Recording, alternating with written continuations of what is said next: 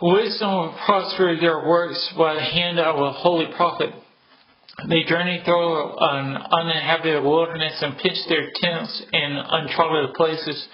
They withstood their enemies and fought off their foes. When they were thirsty, they called upon you, and water was given them out of flinty rock, and from hard stone a remedy for their thirst.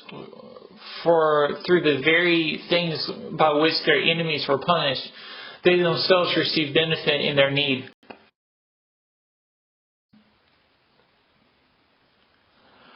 Instead of the fountain of an ever-flowing river, stirred up and defiled with blood and rebuke for the decree to kill the infants, you gave them abundant water unexpectedly, showing by their thirst at that time how you punished their enemies.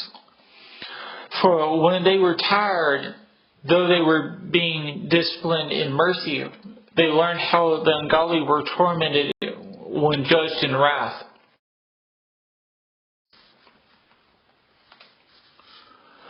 For you tested them as a parent does in warning, but you examined the ungodly as a stern king does in condemnation.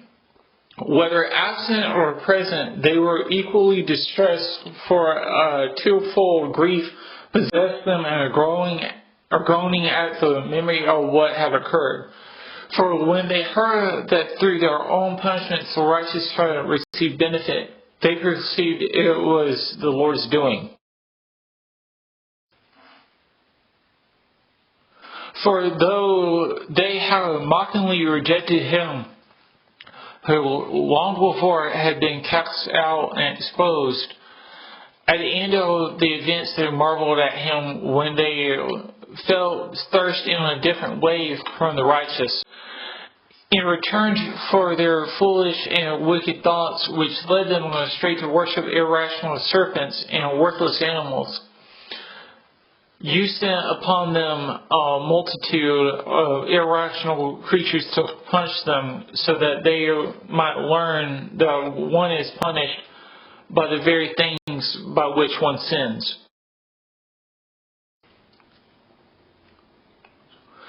For your all-powerful hand, which created the world out of formless matter, did not lack the means to send upon them a multitude of bears, or bold lions, or newly created unknown beasts, full of rage, or such as breathe out fiery breath, or belch forth a thick pall of smoke, or flash terrible sparks from their eyes. Not only could the harm they did destroy people, but the mere sight of them could kill by fright.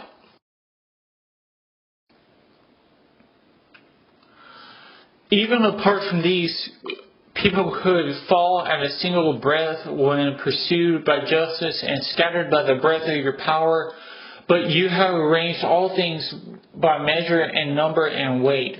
For it is always in your power to show great strength, and who can withstand the might of your arm?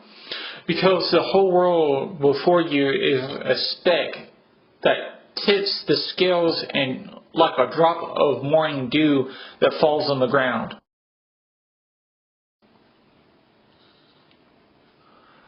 But you are merciful to all, for you can do all things, and you overlook people's sins so that they may repent. For you love all things that exist and detest none of the things that you have made. For you would not have formed anything if you had hated it.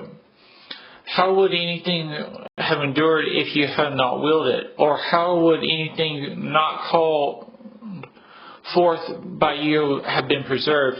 You spare all things, for they are yours, O Lord, you who love the living.